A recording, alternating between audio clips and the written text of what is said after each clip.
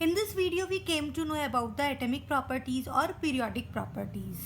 Actually, किसी भी element की physical properties हम दो तरह से पढ़ सकते हैं, either by the properties of individual atom और by the properties of group of atom. Let's suppose हम एक atom की property देख रहे हैं, ये group of atom की properties देख रहे हैं.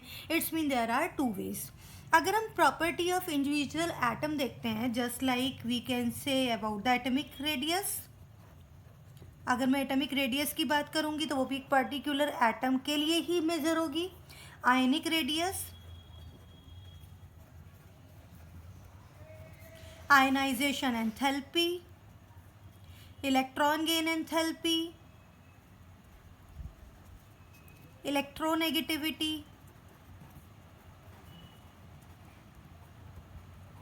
all these properties these belongs to the particular atom. तो हम ये क्या कह सकते हैं, ये सभी प्रॉपर्टीज़ एक पर्टिकुलर इंडिविजुअल एटम के लिए हम स्टडी करते हैं. But properties of group of atom की अगर हम बात करें, boiling point, we can't measure boiling point of a particular atom, we can't measure melting point of a particular atom. It means there must need group of atoms. It means boiling point, few examples I am telling you: melting point, volume, density. These are few physical properties which can be measured only with the group of atoms. We can't measure these property only of single atom. तो अब properties जो हमने जाना वो कहीं ना कहीं एक पर्टिकुलर एटम की प्रॉपर्टीज़ अगर हम मेज़र करना चाहते हैं, जानना चाहते हैं, तो ये डायरेक्टली या इनडायरेक्टली इनकी ईसी पर, मतलब इलेक्ट्रॉनिक कॉन्फ़िगरेशन पर डिपेंड करती है. मुझे किसी पर्टिकुलर एटम के लिए आयनाइजेशन एंथैल्पी जानना है या आयनिक रेडियस जानना है, तो वो कहीं ना कहीं उसके इलेक्ट्रॉनिक कॉन्फ़िगरेशन पर डिपेंड करती है. और long form of periodic table के अकॉर्डिंग इलेक्ट्रॉनिक कॉन्फ़िगरेशन ही पीरियोडिक फंक्शन है एटॉमिक नंबर का. इट मीन्स कहीं ना कहीं एटॉमिक प्रॉपर्टीज़ और पीरियोडिक प्रॉपर्टीज़ एक ही बात है. एक पर्टिकुलर एटम की प्रॉपर्टी को ही हम पीरियोडिक प्रॉपर्टी कहते हैं. तो firstly what we have to study in this lecture we will come to know about the properties of individual atom. And firstly today we will start with the atomic radius. तो आगे हम बात करते हैं atomic radius की. अब atomic radius, अगर atom की रेडियस जाननी है, वी नो दैट एटम को एक स्फीयर माना गया है, एटम एक स्फेरिकल है. लेट्स सपोज अगर मैं एक बॉल की बात करती हूँ तो क्या मैं बॉल का साइज़ मेज़र कर सकती हूँ? डेफिनेटली हम उसकी रेडियस या डायमीटर मेज़र करके बॉल के साइज़ को मेज़र कर सकते हैं. बट एटम के लिए भी हम सेम बात कह सकते हैं ना. जब हम एटम को स्फीयर मान रहे हैं, एटम एक स्फेरिकल है, 3D स्ट्रक्चर है, इट मीन्स अगर हम एटम का रेडियस मेज़र कर लें तो वही एटम का साइज़ हुआ, राइट. तो यही चीज़ यहाँ पर हमें जाननी है, एटॉमिक रेडियस. और रेडियस क्या होती है? Centre to outer most area. अब एटम के लिए जानने हैं, अगर हमें एटम एक रेडियस को डिफाइन करना है तो हम इसे कैसे डिफाइन करेंगे? It is the distance from the centre of atom. Atom के सेंटर से कहाँ तक जाना है? Outer most shell where the probability of finding electron is maximum. हम जानते हैं orbital, probability of finding electron maximum क्या होती है? वो orbital. It means outer most area तक जहाँ पर इलेक्ट्रॉन के फाइंडिंग प्रोबेबिलिटीज़ मैक्सिमम हो सेंटर ऑफ न्यूक्लियस से, ये डिस्टेंस कहलाता है एटॉमिक रेडियस. तो look at this, distance between the center of nucleus and outermost shell where probability of electron finding is maximum known as atomic radius. But अब यहाँ पर बहुत सारी प्रॉब्लम्स हैं. हम पर्टिकुलर एक एटम की रेडियस कैसे मेज़र कर सकते हैं? सबसे पहले हमें ये बात पता है कि एटम की कोई भी शार्प बाउंड्री नहीं है. ओके अभी हम यहाँ पर सीधे सीधे बोल रहे हैं कि probability of electron finding maximum, मतलब एक ऑर्बिटल तक हम जा रहे हैं, हो सकती है, बट एक शार्प बाउंड्री नहीं है किसी भी एटम की. दूसरी चीज़, atom size is too much small, और इतना स्मॉल है कि एक पर्टिकुलर एटम को आइसोलेट करना इट इज़ नॉट पॉसिबल. तो हम क्या कह सकते हैं, एक पर्टिकुलर एटम के लिए एटॉमिक रेडियस मेज़र नहीं कर सकते, तो कैसे मेज़र कर सकते हैं? तो इस केस में हमें हेल्प करता है bonding, bond formation. Combined state में हमें एटम की बॉन्ड लेंथ मेज़र करनी होती है और बॉन्ड लेंथ के थ्रू हम एटम की रेडियस को मेज़र कर सकते हैं. तो in combined state firstly what must we know, in combined state what is the bond length of particular atom, and by this bond length we can measure atomic radius. अब bond length measure करने के लिए बहुत सारी modern techniques हैं like IR spectroscopy, NMR spectroscopy, और उससे हमें डील नहीं करना है अभी. बस हमें ये जानना है कि अगर हमें बॉन्ड लेंथ पता लग गई है तो हम एटॉमिक रेडियस फाइंड आउट कर सकते हैं. तो एटॉमिक रेडियस जो हमें पढ़नी है बेसिकली वो पढ़नी है covalent radius,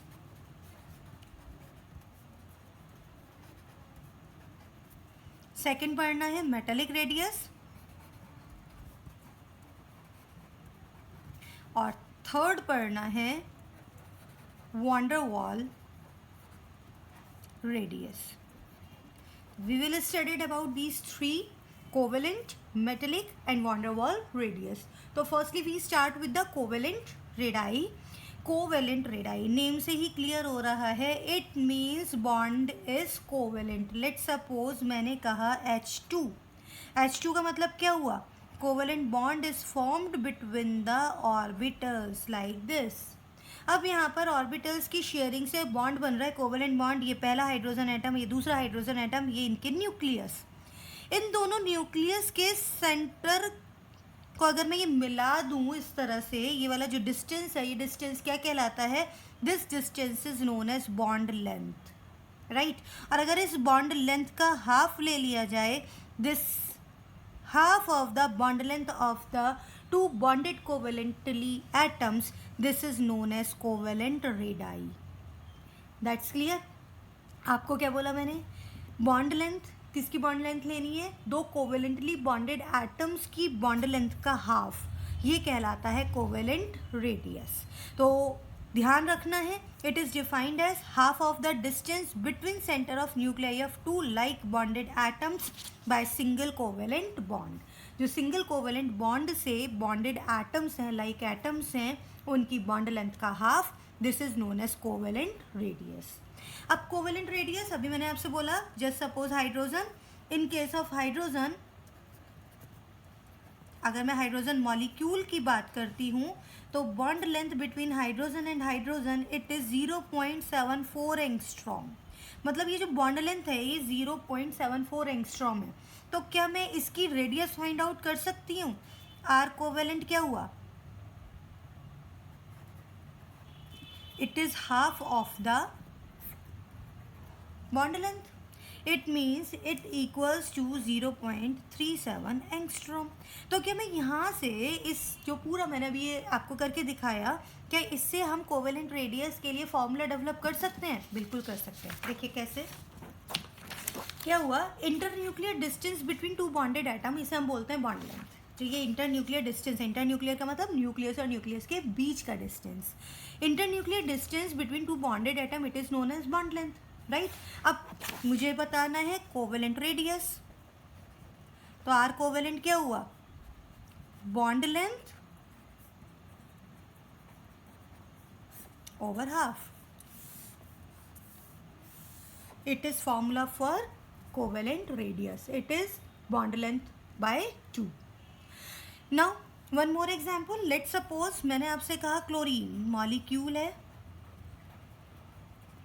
In case of chlorine molecule, bond length between the chlorine and chlorine atom it is 1.98 angstrom. And what is the covalent radii? तो it is very easy. हमें क्या करना है? सीधे सीधे 1.98 angstrom divided by 2. It means 0.99 angstrom. It is the covalent radius for the chlorine atom. One more example in diamond. We know the structure of diamond in which carbon bonds are bonded with other 4 carbon, मतलब carbon atoms are bonded with 4 other carbon atoms in tetrahedral manner. अब यहाँ पर carbon atom other 4 carbon atom से bonded है. अभी हम यहाँ पर ये सब स्ट्रक्चर की बात नहीं कर रहे हैं, सिंपली हम बात कर रहे हैं कि कार्बन और कार्बन की बॉन्ड लेंथ क्या है. तो carbon and carbon bond length it is 1.54 angstrom in case of diamond. अगर ये carbon carbon bond length 1.54 angstrom है और मुझे रेडियस बतानी है तो ये किसके इक्वल हो जाएगी? It's again too simple. 1.54 angstrom divided by 2 and it comes out to be 0.77 angstrom. तो ये तो था covalent radius. Covalent radius it's too simple. कोई भी दो लाइक एटम्स अगर कोवेलेंटली बॉन्डेड हैं तो कोवेलेंटली बॉन्डेड बॉन्ड लेंथ के हाफ को हम बोलते हैं कोवेलेंट रेडियस. ये तो बात थी लाइक एटम्स की. ऐसे ही अगर हम डिसलाइक एटम्स HCl के लिए निकालें तो हम पहले हाइड्रोजन के लिए कोवेलेंट रेडियस फाइंड आउट कर सकते हैं, फिर क्लोरीन एटम के लिए फाइंड आउट कर सकते हैं, और हाइड्रोजन एंड क्लोरीन एटम की रेडियस को मिला करके हम क्या फाइंड आउट कर सकते हैं, HCl के लिए बॉन्ड लेंथ क्या होगी वो भी फाइंड आउट की जा सकती है. वेल अभी हम बात करते हैं next, and next is metallic radius. We know the tendency of metals and metals tendencies to lose electron and convert it into the positively charged ions, and these positively charged ions are known as kernels. These positively charged ions are arranged in a particular manner and electrons revolve around it. There is forces of attraction between the positively charged kernels and electrons. Okay, and this is known as attractive force. This attractive force is known as metallic force. Metallic bond formation के लिए force है ये. अब बात आती है ये दो पॉजिटिवली चार्ज एटम के न्यूक्लियस का distance. It is known as inter nuclear distance, और इस इंटर न्यूक्लियर डिस्टेंस का half this is known as metallic radius. तो what is metallic radius? It is the half of the distance between the nuclei of two adjacent metal ions in metallic lattice. मतलब metal के एक particular structure में metal ion के internuclear distance का half ये कहलाता है मेटेलिक रेडियस. तो you must remember metal tendency to loss electron converted into positively charge ions, and these positively charge ions are arranged in a particular manner. हमें उस manner को consider नहीं करना है, बस what we considered here, what means distance between these two ion, इसके half को हमें कंसिडर करना है, and this half is known as metallic radius. तो क्या ध्यान रखना है? It is one half of the distance between the nuclei of two adjacent metal ions in metallic lattice. It is known as metallic radius. Let's suppose अगर मैं potassium solid की बात करती हूँ तो distance between to potassium ion,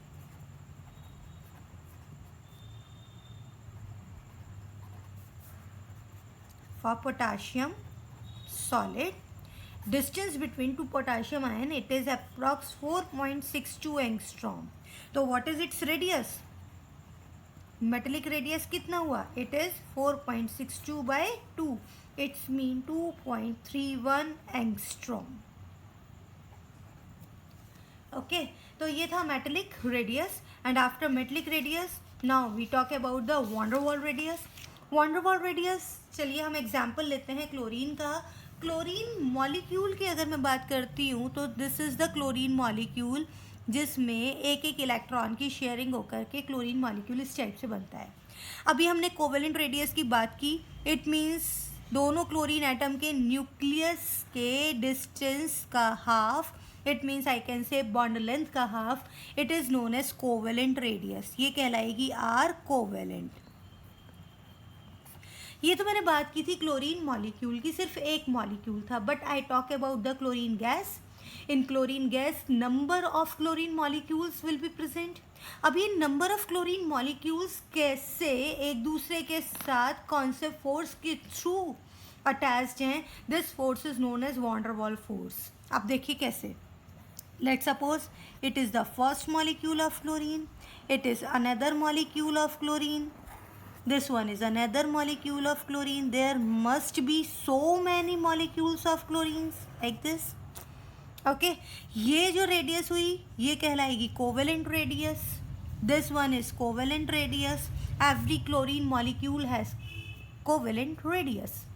but अब ये neighbouring molecules की अगर हम बात करते हैं, these two are the neighboring molecules. एक एटम के न्यूक्लियस से दूसरे एटम के न्यूक्लियस का distance and its half, it is known as van der Waals radius. ये जो फोर्स है दो मॉलिक्यूल, दो सेपरेट मॉलिक्यूल के मिड जो फोर्स है ये कहलाता है van der Waals फोर्स. और ये रेडियस जो कहलाती है इस मतलब इस डिस्टेंस का हाफ जो कहलाता है ये हाफ कहलाएगा van der Waals रेडियस. तो van der Waals रेडियस क्या हुआ? It is the half of the distance between the nuclei of two non bonded neighbouring atoms. ये बॉन्डेड नहीं है, two non-bonded neighboring atoms of two adjacent molecules. Okay, half किसका है? Half of the distance between the nuclei of two non-bonded atoms of adjacent molecule, it is known as van der Waal radius. Hopefully clear हुआ होगा. अब इस example में अगर मैं आपको बताती हूँ, क्लोरीन का ही एग्जाम्पल लेकर के बताती हूँ, तो क्लोरीन एंड क्लोरीन के mid bond length it is 1.98 angstrom अभी हम कर चुके हैं. It means R covalent it equals to 0.99 angstrom.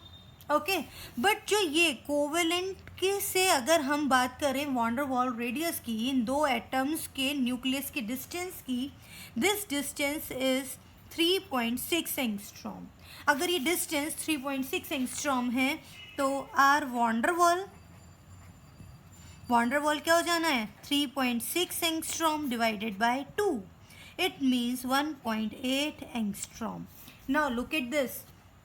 Van der Waal radius is 1.8 angstrom. Covalent radius is 0.99 angstrom.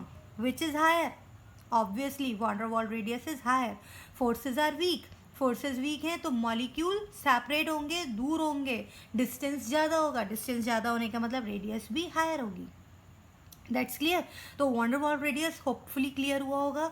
हम एक पर्टिकुलर मॉलिक्यूल में इंटरन्यूक्लियर डिस्टेंस के हाफ को बोलते हैं कोवेलेंट रेडियस, बट दो सेपरेट मॉलिक्यूल्स के लिए, नेबरिंग मॉलिक्यूल्स के एटम्स के न्यूक्लियस के डिस्टेंस के हाफ को बोलते हैं van der Waal रेडियस. तो you must be know about covalent radius, metallic radius and van der Waal radius. Now we studied about it's comparison. Comparison क्या है 3 रेडियस में? van der Waal रेडियस अभी हमने बात की, फोर्सेस वीक हैं, weak force of attraction है, इसका मतलब डिस्टेंस हायर होगा, और डिस्टेंस हायर होने का मीन्स रेडियस लार्जर होगी. कोवेलेंट रेडियस की अगर हम बात करते हैं तो कोवेलेंट रेडियस इज फॉर्म्ड, या कोवेलेंट बॉन्ड की ही बात कर लेते हैं पहले. Covalent bond is formed by the sharing of half filled atomic orbitals. It means a part of atom is shared. अगर पार्ट ऑफ एटम शेयर्ड हो रहा है, इसका मतलब ऑलरेडी कोवेलेंट रेडियस शॉर्टर होना चाहिए. And second thing is what? Covalent bond is strong bond. अगर ये स्ट्रॉन्ग बॉन्ड है तो डेफिनेटली रेडियस भी शॉर्टर होगी. Now come to the metallic radius. Metallic radius के लिए सबसे पहले हमें मेटालिक फोर्स के बारे में बात करनी पड़ेगी, बॉन्ड के फोर्स ऑफ अट्रैक्शन की बात करनी पड़ेगी. Metallic force are weaker than the covalent but stronger than van der Waal. It means what? अगर ये फोर्स कोवेलेंट से वीक है, इसका मतलब रेडियस कोवेलेंट रेडियस से लार्जर होगी, और van der Waal फोर्सेस से स्ट्रॉन्ग है, इसका मतलब van der Waal रेडियस से शॉर्टर होगी. तो हम कंपेयर करते हैं सबसे पहले फोर्सेस ऑफ अट्रैक्शन. तो force of attraction it is maximum in case of covalent,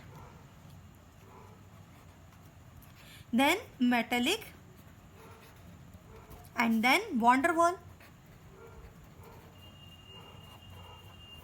अगर फोर्स ऑफ अट्रैक्शन कोवेलेंट में मैक्सिमम है तो रेडियस मिनिमम शॉर्टेस्ट होनी चाहिए. अब हम बात करते हैं रेडियस की. तो covalent radius it is shorter than metallic which is further shorter than van der Waal radius. So it was the comparison between the 3 van der Waal radius, covalent radius and metallic radius. You can compare on the basis of the forces of attraction. You have to remember, अगर हम किसी भी gas की बात कर रहे हैं, let suppose hydrogen gas की ही बात कर रहे हैं, तो हाइड्रोजन मॉलिक्यूल में हाइड्रोजन एटम के मिड जो आपको रेडियस देखना है it is covalent. But in a container there are so many number of hydrogen molecules. अब वो हाइड्रोजन मॉलिक्यूल्स में जो फोर्सेज ऑफ अट्रैक्शन है उन्हें बोलते हैं van der Waal forces of attraction, और दो नेबरिंग मॉलिक्यूल्स के एटम्स के न्यूक्लियस के डिस्टेंस का हाफ वो कहलाता है van der Waal रेडियस. और मेटालिक रेडियस के लिए हमें मेटल कंसीडर करना होगा मेटालिक लैटिस में, और मेटालिक लैटिस में metal ions which are arranged in a particular manner, और इनके न्यूक्लियस के डिस्टेंस का half it is known as metallic radius. In next video we talk about its periodicity in periods and groups. Till then, goodbye.